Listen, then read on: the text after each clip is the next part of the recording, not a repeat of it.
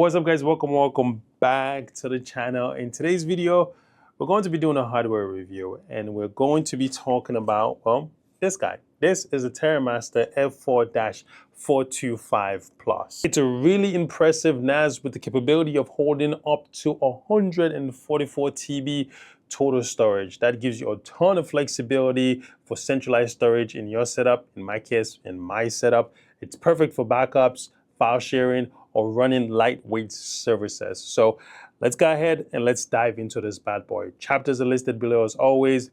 Please feel free to jump to whatever part interests you the most. Also, don't forget to like, don't forget to comment, don't forget to say, hey, any little that you can do would help the channel grow. Let's go ahead, let's dive into this guy. Okay, so full disclosure, this product was sent to me by TerraMaster for review. I did tell them I'll be happy to check it out and actually use it as long as it fits into my current environment that I'm working on. So this is going to be a two-part series. The first part, which is this part, we're just going to talk about this guy, kind of dive into it, look at it, see what it's capable of, and have it set up, and just take a look around and all that good stuff. The second review, we're going to talk about how this fits into the current environment, because one of the things that I don't want to do is I don't want to keep adding new things to the environment if I'm not going to use it, or kind of reviewing things if I'm not going to use them in the environment. I want to be able to see, like, hey, if I review something, I want to be able to use it. I don't just want to review it and tell you guys, like, hey, this is kind of like a good product, but I only use it once. So we're going to talk about how this fits into the environment. We currently just set up the PBS server. So the second video is going to be focused on, like, how do we implement this in an environment? Maybe it can be an additional storage to the PBS server, and additional storage to other things, kind of like an external storage to Proxmox, because we touched about that a little bit when we talked about Proxmox storage. So there are a couple of things that we can do with this. So I was very happy when they reached out to me, because this is something that can be used in the current environment that we're working on. Yeah, so I just wanted to kind of touch on that a little bit before we get into the detailed review about this. So now that you know that, let's go ahead, let's talk about it. Let's go and start the part one of part two. Let's review the product. So for the initial unboxing, there's not much in the box, but everything is well packaged. You get the NAS itself, which takes up most of the space, makes sense, and a small box on the inside that hold two more small boxes. One of the boxes had the power cable, the screw for the storage tray, and an RJ for the 5 Ethernet cable. And then the other box had the power brick inside of it. And of course, you have some documentations as well. So that's pretty much all you get in the box. It's pretty straightforward, nothing too fancy at all. So the color scheme is pretty much silver and black, right? Which looks good in my opinion, if you ask me. It doesn't look bad at all. It kind of gives it that premium look to it. And of course, you have the chassis. The chassis is metal. We'll take a look at that a little bit more once we take it apart. It has metal, and it gives it that solid premium feel to it. And then of course you have the front of it, which is this guy, and then you have the back of it, which is just pretty much just plastic. You've also got the fan in the back here. We'll touch on that a little bit more for airflow. And then you have additional vent at the bottom of it as well, as you can see right here, for additional airflow as well. So all in all, it looks pretty good in terms of look and feel. It looks pretty good. It feels pretty premium. At the bottom, it also has this non-slip rubbers, or this non-slip fit at the bottom of it, to be able to put it down on your desk or on your rack and have it just sit there. It does kind of go against the TerraMaster logo. So looking at it from this perspective, or looking at it from this perspective, looks as if it's supposed to be sitting this way. But the feet are kind of this way, so you put it this way when you have it sit down on your rack, or you have it sit down on your table.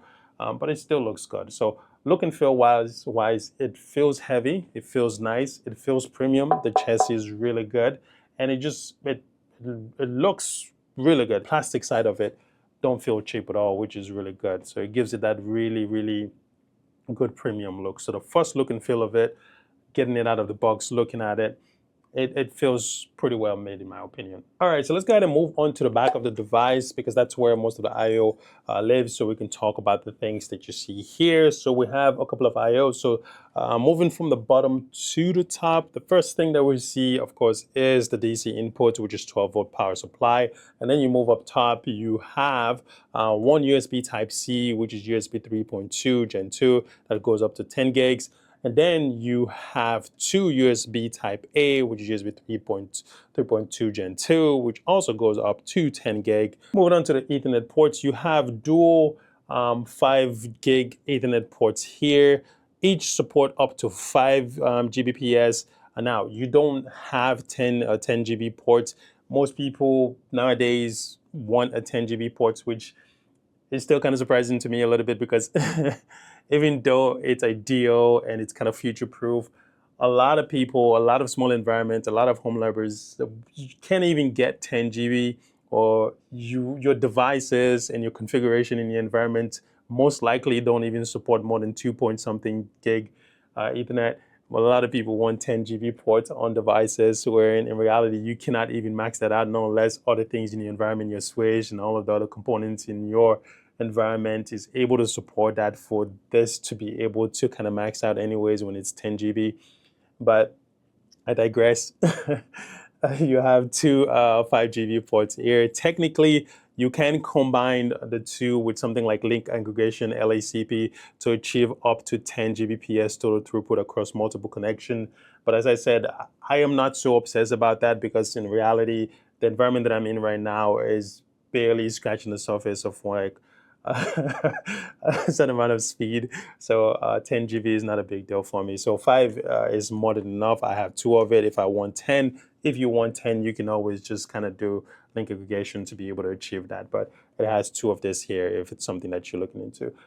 Here you have HDMI, of course, for your HDMI display. And then on top here, you have the reset button that you can press to reset the device. So that's pretty much all you get for the ports on the back of the device here. On the front of the device, you do have one more USB port, and then you have the power button right there. As far as exterior stuff go, in terms of like IOs, that's pretty much all you get. You have the stuff lined up on the back here, and you have one on the front here, and then you have the power supply. Outside of that, there's nothing else when it comes to ports and input devices and input ports and things like that on the device. That's all you pretty much get on the external side of things. So moving on to the drive trays. The drive trays are pretty solid. They are plastic, but they're extremely solid. They don't feel flimsy or cheap at all. They're pretty well built. The NAS itself supports up to 4 SATA drives, so HDD or SSD, with up to 30 TB per drive. It supports a wide range of SATA drives, so you have the flexibility depending on your needs or what you want to buy.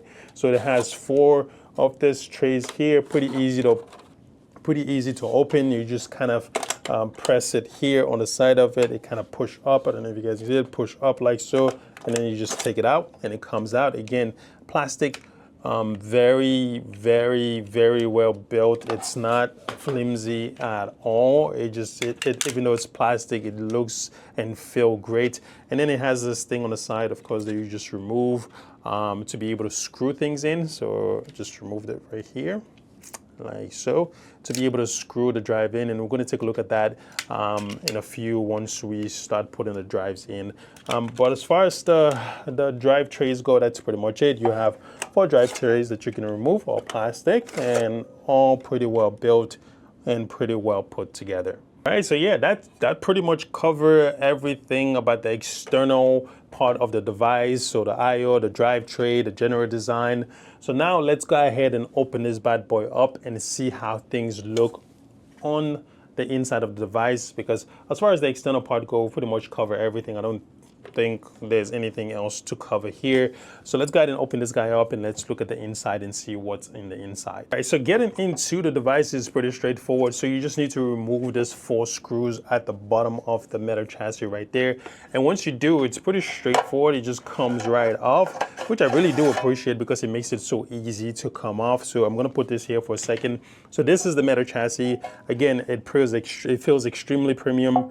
It is metal and it just comes right off. And of course you have TerraMaster here, you have the same thing that we've talked about, but it just comes right off, which again, pretty convenient if you want to upgrade things or, you know, mess around with things on the inside of the device. They make it pretty convenient and pretty easy to open and get in there, and just removing this whole thing makes it easy for things to be available to you, because you just remove the whole components that's pretty much covering the device. All right, so now that we are inside the device, before we talk about anything else, let's first talk about what is powering this bad boy right here. So this guy is powered by the Intel N150 quad-core processor, which can go up to 3.6 gigahertz. It's a low-power CPU, which is perfect for NAS workload, media storage, backup, and lightweight applications. However, if you're planning to run multiple VMs or heavy workload, you are likely going to hit a limit.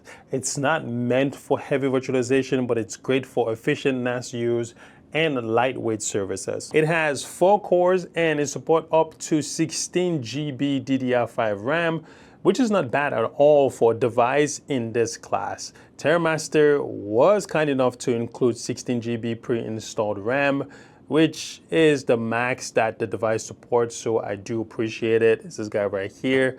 I really do appreciate it. So that's what we're going to use to test it out, and we don't have to get RAM, so can't go wrong with that. Okay, so here's where things get a little bit interesting with this thing. This NAS has 3 M.2 SSD slots.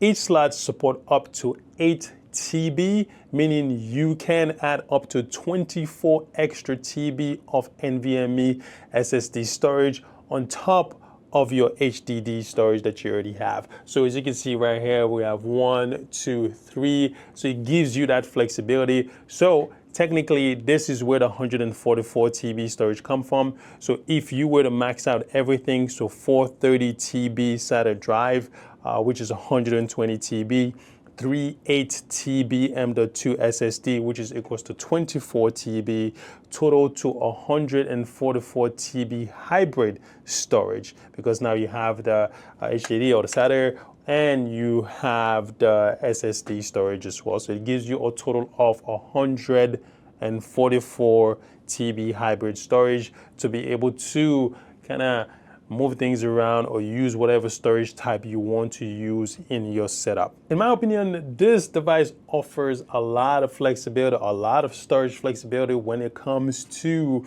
a device in this price range. You don't necessarily see NAS devices that gives you that flexibility, that storage flexibility when it comes to the price that this is going for. So that's a really good thing. It's not like I have like 10,000 NAS devices laying all around in my environment. So, but in reality, when you have something that costs as much as this, you normally have just the SATA drives. You don't have the SSD drives, the M.2 drives. So this gives you the flexibility to be able to say like, hey, you can have M.2 SSD, or you can have SATA if you want. Whatever you want, we are able to support it for you. So that is a ton of capacity for a small office, a home lab, or a setup like mine, something small, not too big, where I just want like a central location where, or can be considered like a storage location where a lot of things are going to be backed up, all the things are going to be sent. So the M.2 SSD support really adds flexibility. You can use them for fast caching, dedicated high-speed storage, or you can use them for whatever you want. It gives you the flexibility, and that's beautiful because it just gives you that to be able to say like, hey, you can use that if you want, or you can use your SATA drive if you want. Where in other devices and other NAS around this price range, they just give you this SAS storage, and they don't give you anything that have to do with SSD. So I can't complain there. That's a good addition to it. So overall, I think TerraMaster did a great job balancing performance, expandability, and efficiency in the device itself.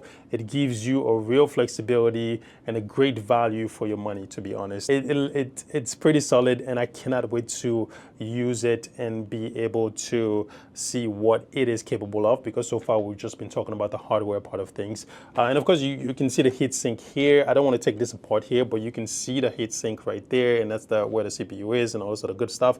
And if you look a little bit closely too, if I come here, if you look a little bit closely here, you're going to see another USB port right there as well. So enough talking about the hardware. I'm going to go ahead and load up some drive in this thing. I'm going to add one M.2, and we're going to boot it up to be able to see some of the things that come with it, how to go through the configuration, and talk about some of the other stuff that have to do with the software side of things, because, well, I think we've talked enough about the hardware and there's nothing else to talk about the hardware side of things. So let's go ahead and let's put things together in terms of like drives, M.2, and let's put this bad boy up and see what we need to set up to get it going. All right, so I have 4 drives here that I'm going to use for this guy, the 8 TB drives. So 8 TB, each one is 8 TB. And then I have one M.2 here that I have laying around that I'm going to use for the M.2 drives. And the reality is that I don't ever think that I'm going to be able to max this thing out, at least not right now. It'll be very expensive to be able to max it all out and have this thing have a 144 TB drive. That'll be one expensive undertaking, and I'm not wanting to do that right now. So I'm gonna go with those things that I have laying around. So 8 TB, 4 8 TB HDD drive, and then one SAS drive that I have here. So what I'm gonna do, kind of move that around. What I'm gonna do is I'm going to go ahead and unscrew this guy and then just add that in there. It's not going anything. I'm just gonna unscrew this. Be very careful. It's not the best of practice, but I'm just gonna go ahead and do it in because I'm doing it anyways. Slide that in, put that down, and I'm going to go ahead and screw this guy in. Okay.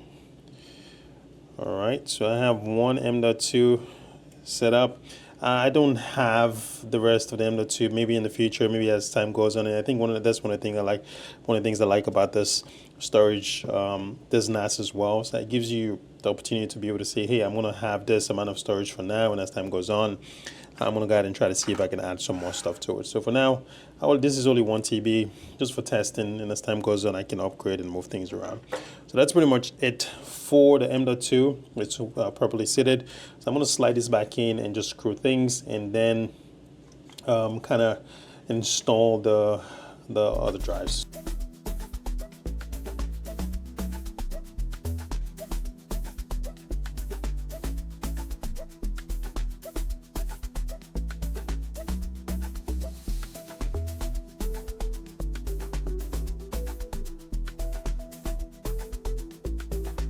Now what I'm going to do is I'm going to remove this, and we're going to start inserting the drives.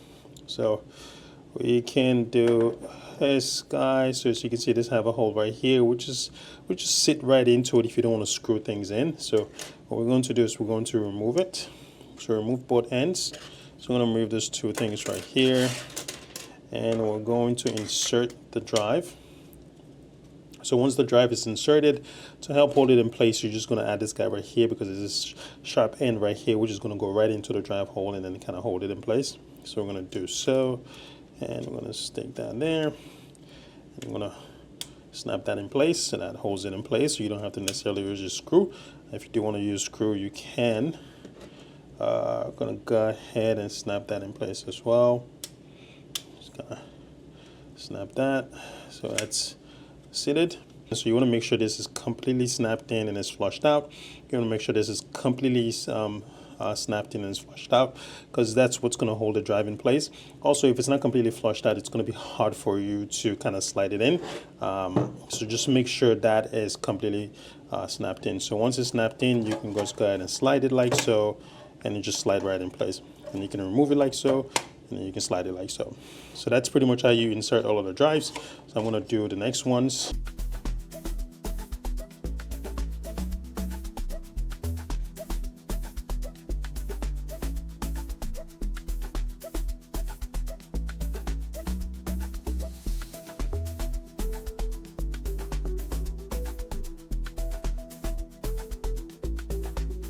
So now I have all 4 drives installed and good to go. I do have the M.2 also installed on it. Getting some weight. It's pretty heavy now. So now ideally it should be able to just sit this way. And then we're going to test it out and then see how quiet it is, or how loud it is, and all this other things. So as far as setup go, that's pretty much it. And as far as installation of the drives and things like that. So now let's go turn it on and boot it up and see what comes up. All right, so quick note real quick. I turned on the device, and for some reason It was booting up, but it wasn't doing anything outside of just starting the fan. And I kind of figured something was wrong, so I kind of opened it back up, and the RAM was not properly seated. So I have to kind of make sure it was properly seated, and I'm going to try to boot it up again. But when I first started up, I'm like, yeah, this is super quiet, which was appreciated. But it turns out that things were not fully booted yet. So I'm going to go ahead. I've probably reseated the RAM because I think when I was shooting the video, I kind of displaced the RAM. So I'm going to I've reseated the RAM. I'm going to put things back together, connect it back up, and then boot it up again. And then we can hear how it sounds. All right, so it's on. It's very quiet. It's extremely quiet compared to my WTI Pro. This one seems to be very quiet. I don't know if it's just because it's just turning on and it's not really doing anything, and I have to go through the configuration for things. But for now, it's pretty quiet. It's on. You can see that all of my drives are there. I have to kind of get in there and be able to see the GUI to be able to see what's going on there and configure things. But you can see it's already on. If we go to the back, you can see the fan is already spinning. I don't know if you can see it, it's a little bit dark here. But the fan should already be spinning. But it's extremely quiet. It's very quiet, which is really good.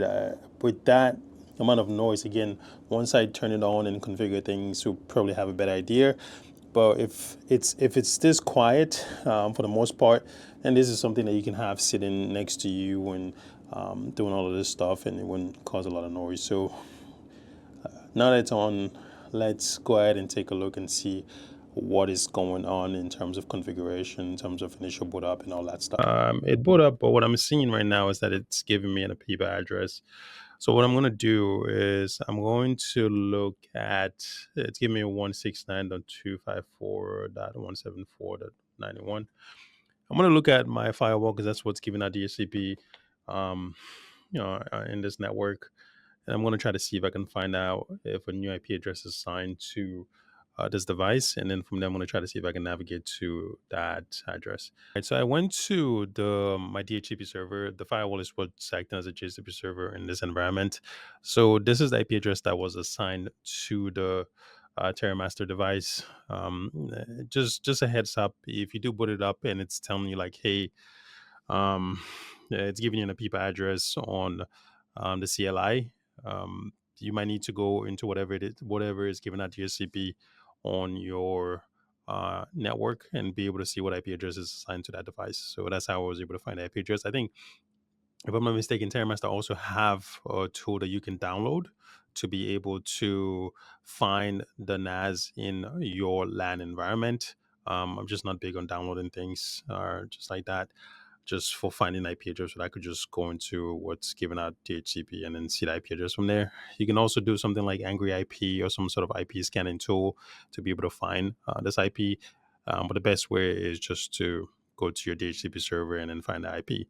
So once it comes up, it tells you the IP and it tells you that your TNAS, which I'm assuming is TerraMaster NAS, has not been initialized. Please follow the prompts to initialize your TNAS. Only one LAN port can be connected during initialization. So all of one of your ports, you only need to connect one of your ports. Please keep your TNAS device connected to the internet. Otherwise, you cannot install the TOS, which I'm assuming is the TerraMaster OS, which is my first time going to see this. This is my first time, my first TerraMaster device. So you need to download the TOS installation package from TerraMaster official website and install it manually. What is it? You cannot install TOS online. Otherwise, okay, I see. So if it's not connected to the internet, then it wouldn't be able to pull down I'm assuming it reached out to TerraMaster and pull out the website or wherever it needs to reach out to and pull out the OS and then install it. But if you're not connected to the internet, then you will have to download it manually and then go through the installation. Okay, so it's telling that an incompatible disk. This is very important because they did send me a list of all of the compatible disks. So it actually gives you the list right here. So I'm going to click on it. So you might want to go through this and just be able to find the one that are compatible, because it's telling you that if the drive is not compatible, then it's going to run into some issue in terms of like slowness and all that stuff. So that's something to check out. Maybe check it out before you buy the drives. So you have SSD, you have HDD, and then so on and so forth. So something to check out before you buy some drives and things like that. So yeah, and it gives you a warning here. So I'm going to go ahead and click start. It's very reminiscent of like the Synology setup. What I'm interested in is to see if this is the only thing that can run on this device if the device is locked down, or if I can install something like TrueNAS on it and be able to test things a little bit more. So it's telling you that this automatically initialize your TrueNAS device by default if you, okay, so it's saying that you can either escape here, right, or begin now. So if you escape, you can go through the installation manually, configure the drives and things like that. If you let it run, it's going to automatically configure it for you. I am curious to see how it looks like when it automatically configure, and maybe I can reset it later, but I'm going to let it run through the automatic setup for now and then see how it goes. And maybe another video, when I create another video, because as I said, I am going to try to play around with the TOS a little bit to try to get to understand it. So maybe when I create another video, I can go through the customization side of things and be able to customize things a little bit more, But for now, I'm just going to let it run through the automatic installation, and then we can see how it goes.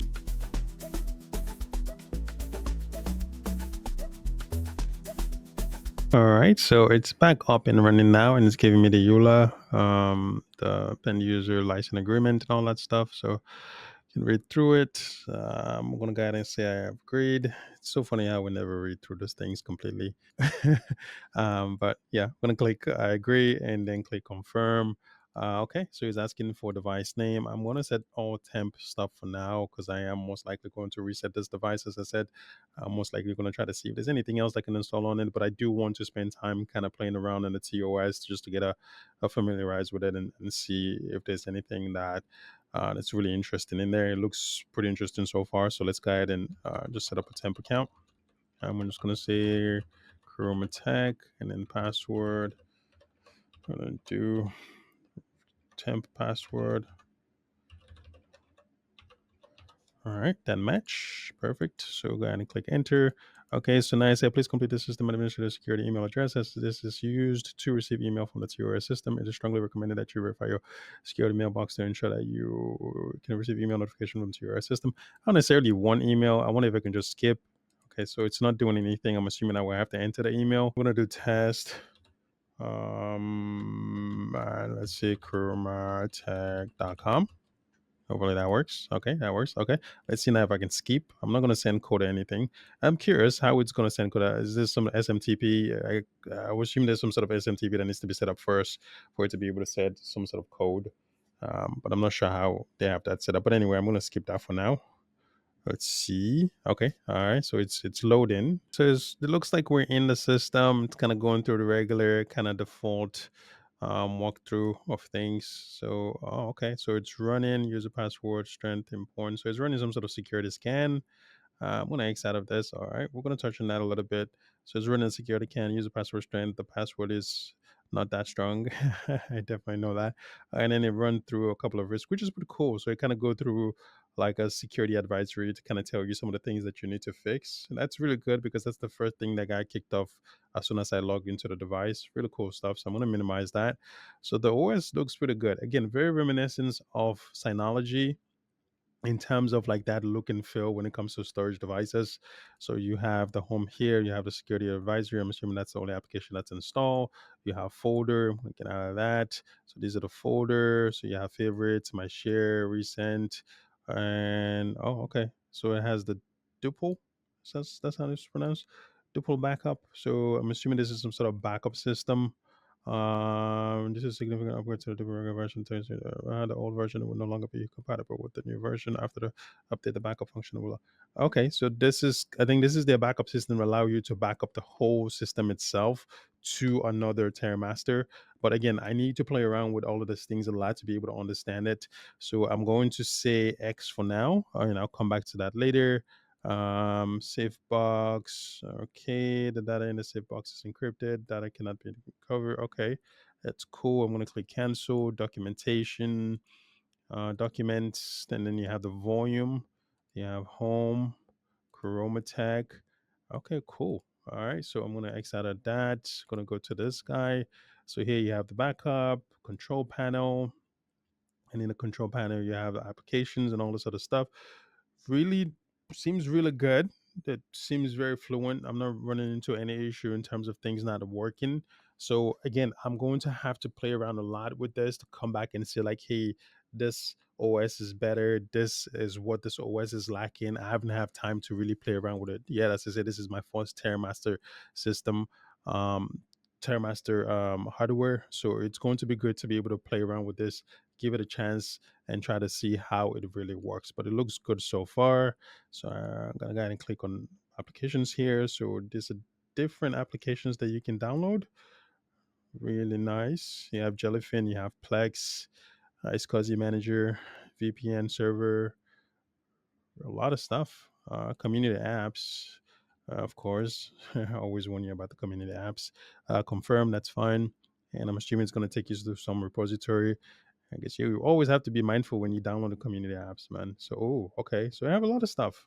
I have a lot of stuff. So you can pretty much run a lot of these things manually on the server. It has Home Assistant. You have Watchtower. Oh, this is cool. This is for your container upgrade or updates to make sure your container always update. You have a lot of components. Caddy, you have Vault Warden, a lot of stuff. Okay. So you have a lot of apps that you can run with. It's very similar to Synology. It's very similar to TrueNAS. It's very similar to all of this other NAS OS system that allows you to be able to have that all in one central place and makes it very easy to even have like a Docker manager, which again pretty cool, right? It gives you that all in one, makes it easy to install and run containers to install in one different apps. This is really cool for someone that just wants something set up in the environment and say like, hey, I just want a server that's going to allow me to be able to run all of this apps without getting into the crazy nitty gritty. I am someone that enjoy getting into the nitty gritty. I enjoy the idea of having to set up my own Docker container and enjoy the process of setting up Docker and setting up containers and going through and configuring it all manually. I enjoy that process. So for the most part, I'm going to play around with this a lot to get a better understanding of it, also to be able to kind of see whether it's a really good OS or not.